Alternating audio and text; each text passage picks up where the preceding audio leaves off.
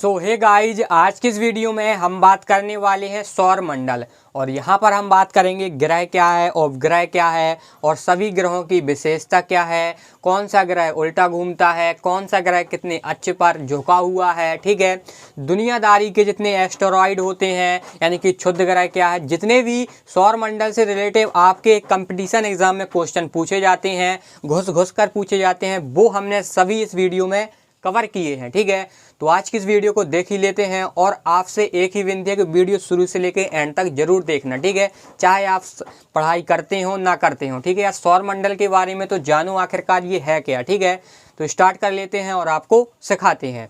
तो यहाँ पर देख सकते हैं कि हमने स्ट्रक्चर बना लिया है और यहाँ पर आप देख सकते हैं ये आपका सूर्य यानी कि तारा है और यहाँ पर ये आपके ग्रह लिखे हुए हैं और ये आपके अंग्रेजी में है। ठीक है, और आपसे अब चर्चा कर ली जाए कि वर्तमान में कितने ग्रह हैं, तो आप कहेंगे 8। कितने ग्रह हैं वर्तमान में? 8। और पहले ग्रह कितना हुआ करते थे? 9, जिसका नाम था नौवे का प्लूटो, और जो आज की डेट में हटा दिया गया है अपने सौर मंडल से। ठीक है, तो वो 8 ग्रह कौन कौन से हैं? लेन से आपसे कंपटीशन एग्जाम में हमेशा पूछ लेता है, लेन से बताओ तो क्या है? बुध, शुक्र, पृथ्वी, मंगल और बृहस्पति, शनि, अरुण, वरुण। ये आपके 8 ग्रह हैं और ये अंग्रेजी में है Mercury, Venus, Earth, Mars, Jupiter, Saturn, Uranus, Neptune.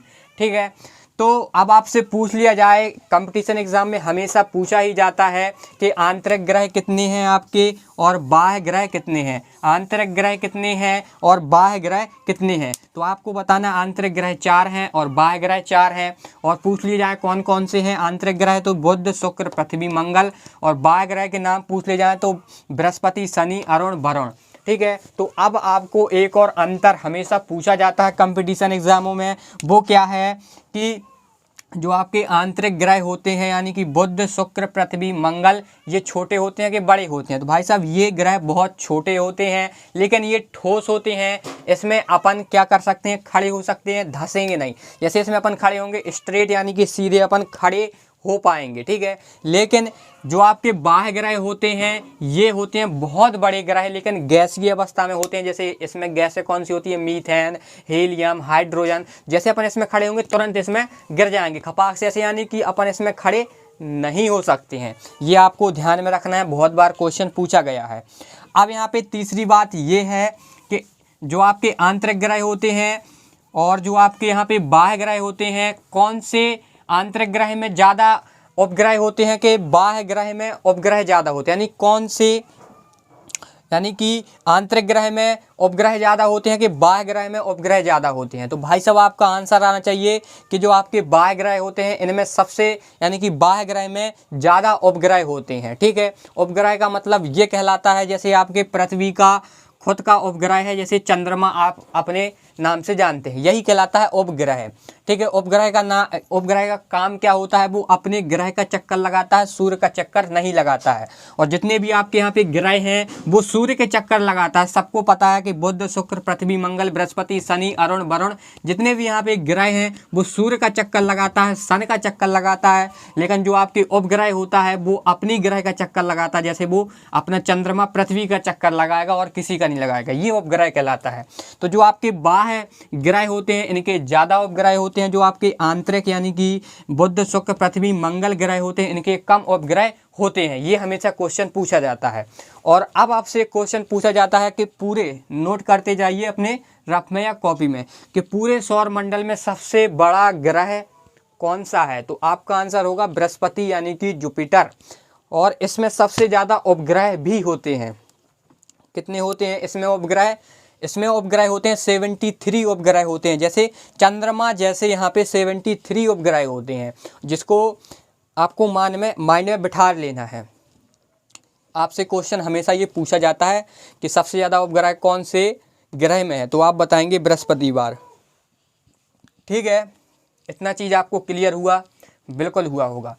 अब आपसे जो सबसे ज़्यादा यूपीएससी के मेंस में पूछा गया था कि दूरी के हिसाब से ग्रहों के नाम, कैसे? दूरी के हिसाब से ग्रहों के नाम भाई साहब आपको बताना था। कितने सिंपल हैं वो आप देख लीजिए। केवल आपको एक ही डाउट कर रहा होगा कि पृथ्वी से शुक्र पास है कि मंगल पास है। ये हम अगर आपको बता देंगे तो फिर तो आप स्ट्रक्चर से ही देख के बता देंगे दूरी के हिसाब से ग्रहों के नाम, तो आपको बता दिया जाए कि आपके पृथ्वी से सबसे नज़दीक ग्रह शुक्र है, तो आप बताएंगे पृथ्वी, शुक्र, मंगल, फिर बुध, फिर बृहस्पति, शनि, अरुण, वरुण। देखो आपको स्ट्रक्चर में ही पता चल रहा होगा, पहले आपका पृथ्वी के हिसाब से बताना था, तो पृथ्वी के पास ये है आपका शुक्र, अब इसके पास फिर क्या है, मंगल है, फिर सबसे ये क्या है, फिर बुध है, इसके पास ये है, फिर इसके पास है बृहस्पति, फिर शनि, अरुण, वरुण। यानी कि दूरी के हिसाब से आपके क्या हो जाएंगे, पृथ्वी, शुक्र, मंगल, बुध, बृहस्पति, शनि, अरुण, वरुण। ये पृथ्वी के दूरी के हिसाब से ग्रहों के नाम हैं, हमेशा पूछे जाते हैं। अब आते हैं आकार के हिसाब से ग्रहों के नाम, यानी कि सबसे बड़ा कौन है, फिर इससे छोटा कौन है, फिर इससे छोटा कौन है, फिर इससे छोटा कौन है। तो ये आप कैसे बताएंगे, बिल्कुल सिंपल तरीके से, ठीक है। देखो सबसे पहले आपको पता है कि सबसे बड़ा ग्रह कौन सा है, जुपिटर, फिर इसके बाद आपका ये है, ये सबसे बड़े ग्रह हैं चारों, ठीक है, ये छोटे हैं, तो सिंपल सी बात है, सबसे बड़ा ये होगा, सबसे बड़ा शनि होगा, यानी कि ये सबसे बड़ा, फिर इससे छोटा, फिर इससे छोटा, फिर इससे छोटा, फिर ये होंगे। तो कैसे याद करेंगे, बृहस्पति, शनि, अरुण, वरुण, फिर आप क्या करेंगे, पृथ्वी, शुक्र, मंगल, बुध। क्या करेंगे, आकार के हिसाब से ग्रहों के नाम, बृहस्पति, शनि, अरुण, वरुण, पृथ्वी, शुक्र, मंगल, पृथ्वी। वो एक बार और सुन लीजिए, बृहस्पति, शनि, अरुण, वरुण, पृथ्वी, शुक्र, मंगल, बुध, ठीक है। ये आकार के हिसाब से ग्रहों के नाम है। एक बार बिल्कुल क्लियर तरीके से सुन लीजिए, बहुत बार पूछा गया है।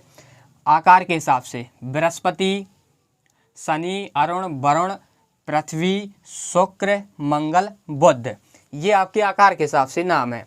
तो अब आप इतना चीज़ जान चुके हो, तो अब अपन बात कर लेते हैं कि आंतरिक ग्रहों की और विशेषताएं होती हैं। आंतरिक ग्रहों को पार्थिव ग्रह कहते हैं। यानी कि आपसे एक क्वेश्चन पूछा गया था कंपटीशन में कि पार्थिव ग्रहों में कौन कौन से ग्रह आते हैं, उनका नाम बताइए। तो आपको बताना था, यही आपके पार्थिव ग्रह का मतलब ही कहलाता है जहां पर अपना जीवन यापन कर सकते हैं। एग्जैक्ट खड़े तो हो सकते हैं, जीवन यापन नहीं, कम से कम खड़े तो हो सकते हैं। तो है बुध, शुक्र, पृथ्वी, मंगल। जैसे अपन पृथ्वी में अपना जीवन यापन कर सकते हैं, मंगल में अपन खड़े हो सकते हैं, पृथ्वी में तो अपन रह ही सकते हैं, शुक्र में खड़े हो सकते हैं, बुध में खड़े हो सकते हैं। ये आपके पार्थिव ग्रह कहलाते हैं। जैसे अपन गोल्डी लॉक्स जोन के नाम से भी जानते हैं, जैसे अपन हिंदी में कहते हैं वास योग क्षेत्र, जहाँ पे अपन बस सकते हैं, जैसे पृथ्वी में बस सकते हैं, इसे अपन गोल्डी लॉक्स जोन के नाम से भी जानते हैं। तो आपसे क्वेश्चन पूछा जा सकता है। और ये कहलाते हैं आपके जोवियन ग्रह के नाम कौन कौन से हैं, बृहस्पति, शनि, अरुण, वरुण। ये आप इतनी चीज़ जान चुके हैं, तो अब आगे बढ़ते हैं। इतना नोट अगर आप कर लो तो भाई साहब आपके मन में बहुत अच्छा लगेगा। अब अपन क्या करेंगे कि हर एक ग्रह की विशेषता जानेंगे कि होता क्या है, ठीक है। और बताने से पहले आपको 2 नंबरी वाला एक काम बताते हैं। कौन सा? 2 नंबरी वाला, यानी कि पीछे से 2 नंबर में कौन सा आता है, अरुण, और आगे से 2 नंबर में कौन सा आता है, शुक्र। ये आपके 2 नंबरी ग्रह हैं। कहने का मतलब है सभी ग्रह क्या घूमते हैं, पश्चिम से पूरब, ठीक है, ऐसे घूमते हैं, पश्चिम से पूरब ऐसे घूमते हैं, ठीक है। अपना माइक बिक चुका है तो अपन माइक को सुलेज लेते हैं, ठीक है। ऐसे घूमते हैं आपके सभी ग्रह। और जो आपके भाई साहब ये दोनों ग्रह होते हैं वो पूरब से पश्चिम घूमते हैं, यानी कि ऐसे घूमते हैं, ठीक है, यानी कि पूरब से ऐसे घूमते हैं। तो क्या होता है, जितने आपके इन दोनों को छोड़कर ग्रह होते हैं उनका सूर्योदय यानी कि सनराइज पता कहाँ होता है, पश्चिम में होता है। जब पश्चिम से घूमेंगे ऐसे घूमेंगे तो पश्चिम में उनका सूर्योदय होगा। और ये भाई साहब पूरब से ऐसे घूमते हैं तो इनका कहाँ पे होगा, पूरब में होगा सूर्योदय, यानी कि सनराइज होगा। ये बहुत बार क्वेश्चन पूछा गया है यूपीएससी के मेंस में, और हर एक exam SSC, CGL, bank, bank जितने भी आपके यहाँ पे कंपटीशन एग्ज़ाम में ज़रूर पूछा जाता है ये क्वेश्चन, ठीक है, कौन से उल्टे ग्रह घूमते हैं। अब ये चीज़ जान चुके हैं तो अब अपन हर एक ग्रह की विशेषता बताते हैं, ठीक है। इसमें आपकी हर चीज़ आ जाएगा, और ग्रह क्या कहलाता है, हर चीज़ वैसे मैं बता चुका हूँ। देखो ये आपका आया बुध ग्रह। अब बुध ग्रह की विशेषता क्या है कि इसमें भाई साहब वायुमंडल नहीं रहती है, यानी कि ऑक्सीजन नहीं रहती है। अब देखो ऑक्सीजन ना होने के कारण इसमें क्या होता है कि दिन में भाई साहब जब सूर्य का प्रकाश इसमें जाता है तो भाई साहब पता है इसका तापमान कितना रहता है, 420 डिग्री सेल्सियस, ठीक है। और भाई साहब जैसे रात होती है ना तो बर्फ़ में भाई साहब -180 डिग्री सेल्सियस होता है, तो जम जाओगे या बर्फ़ बन जाओगे, तो जीवन यापन अपना यहाँ पे नहीं है।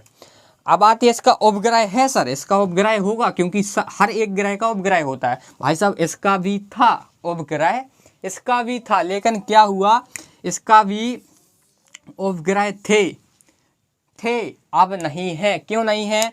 जब ये अपने ग्रह का चक्कर लगा रहा होगा तो भाई साहब सूर्य इसने नज़दीक है कि उसने घपाक से खींच लिया होगा। जैसे ही आया तो उसने खींच लिया।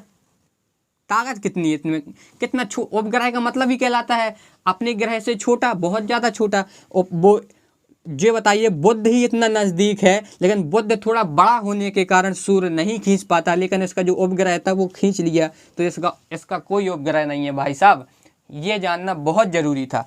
तो भाई साहब आपसे क्वेश्चन पूछा जाएगा कि कौन से ग्रह का उपग्रह नहीं है, और फिलहाल इसका भी नहीं है, तो दोनों एक साथ पूछता है, वो बताएंगे कैसे। तो इसकी विशेषता क्या है? इसका वायुमंडल नहीं होने के कारण ये दिन में 420 डिग्री सेल्सियस इसका तापमान रहता है, और रात में -180 पहुंच जाता है। तो जीवन यापन यहाँ पे नहीं कर सकते। अब बात आती है भाई साहब शुक्र की, ठीक है। तो शुक्र ग्रह में वायुमंडल बहुत कम होता है। तो वायुमंडल कम होने के कारण यहाँ पे एक चीज़, चलो यार यहाँ पे अपन जीवन यापन तो कर सकते हैं थोड़ा मोड़ा, यहाँ पे पेड़ जो यहाँ पे बर्फ पानी यानी होगा, तो यहाँ पे कार्बन डाइऑक्साइड यानी कि CO2 इतनी ज़्यादा होती है कि यहाँ पे अपन ऐसे करेंगे, सांस नहीं ले पाएंगे, मर जाएंगे। 5 ही 6 मिनट में अपन यहाँ की अपनी टिकट कट जाएगी चित्रकूट की, समझ रहे आप। तो यहाँ पे अपना जीवन यापन नहीं हो सकता। तो यहाँ पर उपग्रह हुआ करते थे, इसके उपग्रह हुआ करते थे, लेकिन क्या हुआ कि ये सूर्य के इतने नज़दीक है, जैसे ही ये अपने ग्रह का चक्कर लगाते थे उपग्रह, तो जैसे यहाँ पे आते थे खींच लेता था सूर्य, क्योंकि ये इतना पास है। तो इसका भी कोई उपग्रह नहीं है। लेकिन इसको क्या होता था कि ये पृथ्वी के इतने नज़दीक है, बता रहे हैं पृथ्वी के इतने नज़दीक हैं ये दोनों ग्रह के, भौर का तारा, देखो आपने कहा होगा गांव में बोला जाता है भौर और सांझ, यानी कि सुबह शाम। तो जो आपके ये ग्रह है, अधिकतर इसको शुक्र को ही बोला जाता है। पृथ्वी की दादी मौसी चाचा चाची जितने भी रिश्ते होते हैं सभी इसी को बोला जाता है, क्योंकि शाम सवेरे से अगर हम पृथ्वी से ऐसे देखेंगे ना अपन ऐसे, तो जो सूर्य की प्रकाश इसमें थोड़ा थोड़ा यहाँ पे उभरे हुए भाग में होता है। तो अपन जब पृथ्वी से देखते हैं तो यही आपको चमकते हुए दिखाते हैं, आसानी से दिखा जाएंगे, अपनी इन्हीं आँखों से दिखा जाते हैं। आपको कोई वहाँ पर दूरबीन लगाने की ज़रूरत नहीं है। तो इसी को अपन कहते हैं भौर का तारा, सांझ का तारा, यानी सुबह शाम इन्हीं को अपन बड़ा बड़ा जो दिखता है ना चंद्रमा के समान, यही को अपन देख पा रहे हैं, ठीक है।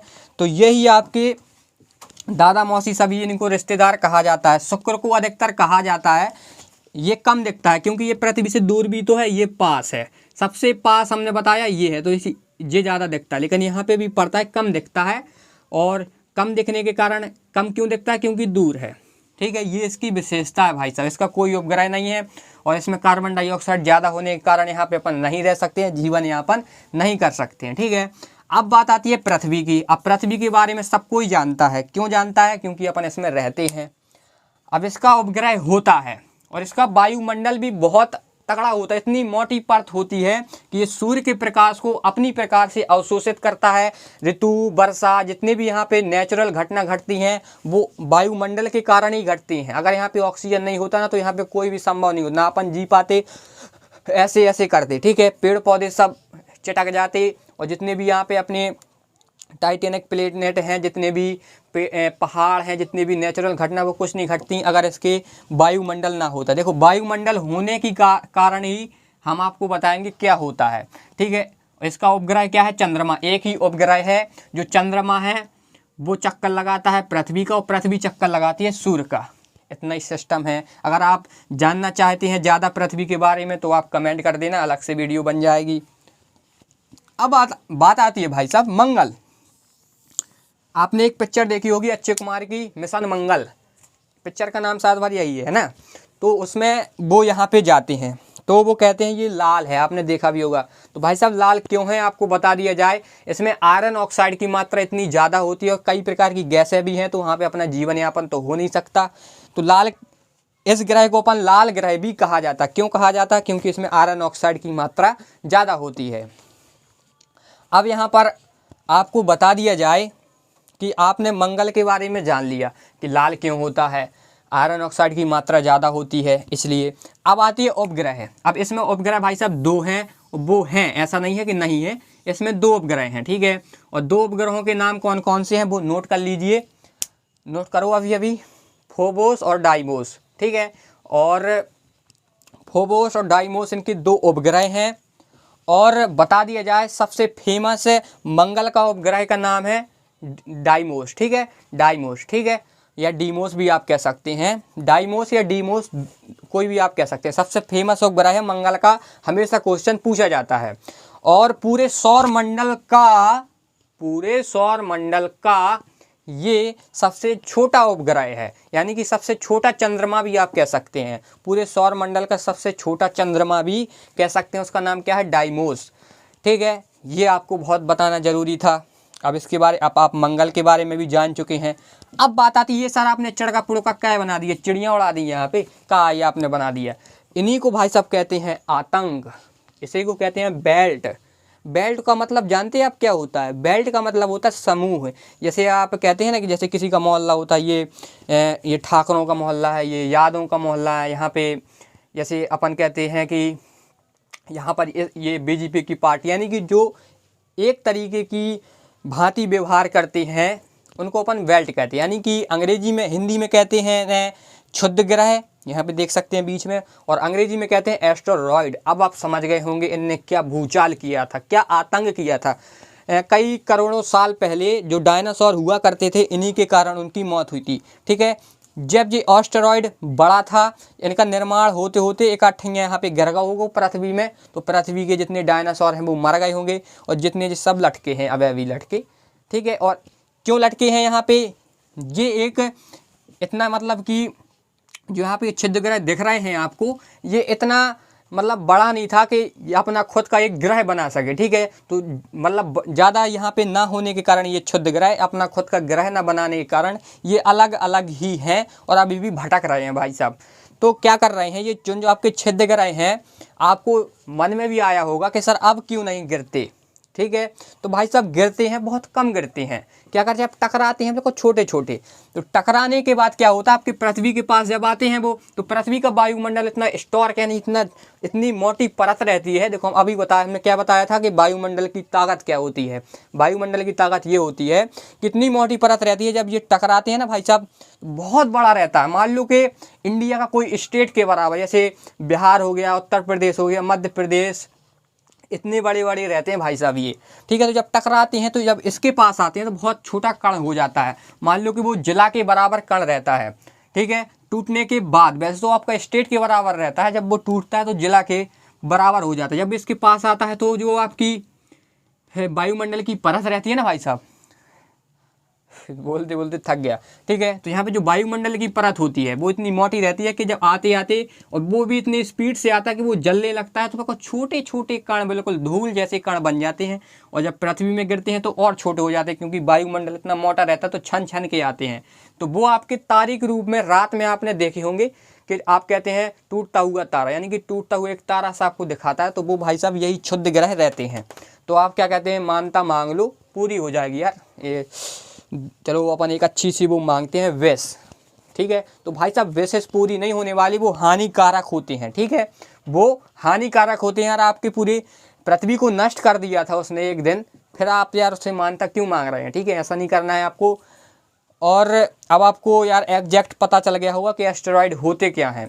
अब आपके मन में एक और बात आई होगी कि सर अब क्यों नहीं गिरते। तो हमने ये तो बता दिया कि ये अब छोटे छोटे कण के रूप में गिरते हैं, तो सर बड़े क्यों नहीं गिरते, ये भी तो बता दो। देखो बड़े इसलिए नहीं गिरते हैं, छोटे छोटे इसलिए गिर जाते थे कि वो एक दूसरे से टकरा जाते थे। अब जो सिंगल क्यों नहीं आ पाता, एक सिंगल एस्टेरॉयड क्यों नहीं आ पाता, इस साइड ना उस साइड, इस साइड भी तो जा सकता है, इसलिए नहीं जा पाता क्योंकि देखो पूरे सौर मंडल का सबसे बड़ा ग्रह क्या है, बृहस्पतिवार यानी कि जुपिटर। और जितने भी साइड के ग्रह हैं वो इन क्षुद्र ग्रहों को अपनी ओर खींचते हैं, और जितने इस तरफ के ग्रह हैं जैसे बुध, शुक्र, पृथ्वी, मंगल, ये अपनी तरफ खींचते हैं। तो भाई साहब ये इस तरफ खींचेंगे तो बीच के बीच ये लटके हुए हैं। अगर ये खींचेगा तो ये खींच लेता, यानी कि बीच के बीच यहाँ पे लटके हुए हैं, तो ये गिरते नहीं है ना इस साइड ना उस साइड। यही कारण है। क्यों आप खींच क्यों पाते हैं, क्योंकि गुरुत्वाकर्षण के कारण, सिंपल सी बात है। अब आती है भाई साहब बृहस्पति की बारी। इसकी विशेषता क्या है, तो सुन लो आराम से। तो बृहस्पति पूरे सौर मंडल का सबसे पहली विशेषता जो आपका बृहस्पति वार यानी जुपिटर है, ये सबसे अपने सौर मंडल का सबसे बड़ा ग्रह है। इसमें सबसे ज़्यादा उपग्रह होते हैं, सबसे ज़्यादा उपग्रह होते हैं। पता कितने होते हैं? 73 उपग्रह। लेकिन अभी तक मान्यता केवल 16 यानी कि 16 उपग्रहों को मान्यता दी गई है। मान्यता मतलब किताबों में इनका चर्चा है, हर एक का नाम, लेकिन पूरे 73 का नाम नहीं आपको मिलेगा, केवल 16 का मिलेगा। और इसका जो सबसे ज़्यादा फेमस उपग्रह का नाम है वो है गैनीमीड। क्या है? गैनीमीड।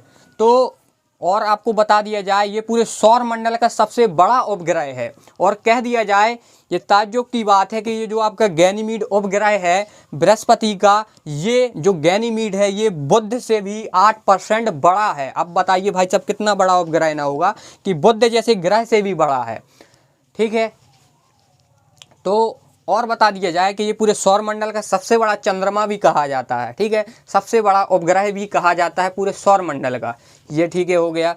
और बता दिया जाए इसकी और विशेषता बता दी जाए गैनीमीड की, ये आपके चंद्रमा से 2.2 गुना भी बड़ा है। और इसकी आकृति जो है आपकी गैनीमीड की वो है 5268 किलोमीटर डायामीटर में मापा जाए तो यही है शायद बार, और देख लूँगा मैं एक बार, लेकिन यही है। हाँ, 5268 किलोमीटर होगी।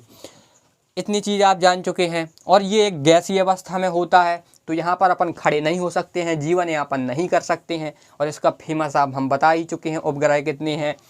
सबसे फेमस उपग्रह है आपका गैनीमीड, और 73 इसमें उपग्रह होते हैं। मान्यता 16 को प्राप्त है। ठीक है, तो अब बढ़ते हैं शनि को। तो भाई साहब शनि ग्रह क्या है आपका? तो शनि ग्रह एक गैस वाला ग्रह है। इसमें अगर अपन खड़े होंगे तो धंस जाएंगे, बढ़ जाएंगे। ठीक है, चित्रकूट की टिकट कट जाएगी तुरंत, क्योंकि अपन जैसे चंद्रमा में खड़े हो जाते हैं ना, मंगल अंगल में खड़े हो जाते हैं, इसमें खड़े नहीं हो पाएंगे, अपन गिर जाएंगे। तो इसके आसपास इतने धूलकण होते हैं। ये धूलकण लगभग 7 प्रकार के होते हैं। और ये एक छल्ले के समान ग्रह दिखता है। कैसे दिखता है? छल्ले के समान ग्रह दिखता है। इतने धूलकण होते हैं। धूलकण गुरुत्वाकर्षण के कारण इसके ओर ऐसे घूमते रहते हैं, तो छल्ले के समान ये ग्रह दिखता है। ठीक है, सैटेलाइट के द्वारा देखा गया था, तो यहाँ पे छल्ले के समान वो दिख रहा था जब इसकी फोटो ली गई थी। तो अब जो आपका शनि है, इसके उपग्रह कितने होते हैं? इसके उपग्रह होते हैं भाई साहब 62 उपग्रह, और मान्यता प्राप्त है 21 को, यानी कि 21 उपग्रहों को मान्यता प्राप्त है। अब जब मान्यता प्राप्त है भाई साहब, तो अब आपसे एक क्वेश्चन पूछा जाता है कि सबसे पूरे सौर मंडल में सबसे ज़्यादा उपग्रहों की संख्या क्या है? तो आप जुपिटर नहीं बताएंगे, क्योंकि वो तो मान्यता केवल 16 को प्राप्त, वो हो चाहे जितनी। लेकिन आपको अगर क्वेश्चन पूछा जाए कि पूरे सौर मंडल में उपग्रहों की सबसे ज़्यादा उपग्रहों की नाम कहाँ पर आप बताएंगे? शनि में बताएंगे। ठीक है, कितनी है? 21। मान्यता वालों की भाई साहब ज़्यादा मांग होती है ना, तो इसलिए शनि का नाम रखा गया है। ठीक है, ये बात आपको पता चल गई। और लगभग 7 प्रकार के कण यहाँ पे इसके चक्कर लगाते हैं। अब बात आती है भाई साहब, तो भाई साहब इसका सबसे फेमस उपग्रह का नाम है टाइटन। ठीक है, सबसे फेमस उपग्रह का नाम क्या है? टाइटन। और अब बात आती है भाई साहब अरुण ग्रह की। ठीक है, तो अरुण ग्रह की विशेषता ये है कि भाई साहब ये इतना झुका हुआ है कि इस ग्रह का नाम लेटा हुआ ग्रह भी कहा जाता है, यानी कि लेटा हुआ। देखो पृथ्वी जैसे 23.5 डिग्री पर झुकी हुई है ऐसे, है ना, और ये 80 पे ऐसे दिखेगा भी नहीं आपको। ठीक है, यानी कि जैसे मैं यहाँ पे दिख नहीं रहा हूँ ना, ऐसे झुका हुआ है। जैसे लेटा हुआ भी अरुण को क्या कहा जाता है? ग्रह कहा जाता है, लेटा हुआ ग्रह भी कहा जाता है। और आपको पता भी होगा ये उल्टा घूमता है, पूरब से पश्चिम की ओर घूमता है, इसलिए इसका सूर्योदय पूरब में होता है और सूर्यास्त पश्चिम में होता है। ठीक है, और ये इस ग्रह का सबसे बाद में निर्माण हुआ था, तो इस ग्रह का नाम आधुनिक ग्रह भी पड़ गया। ठीक है, आधुनिक ग्रह के नाम से भी जाना जाता है।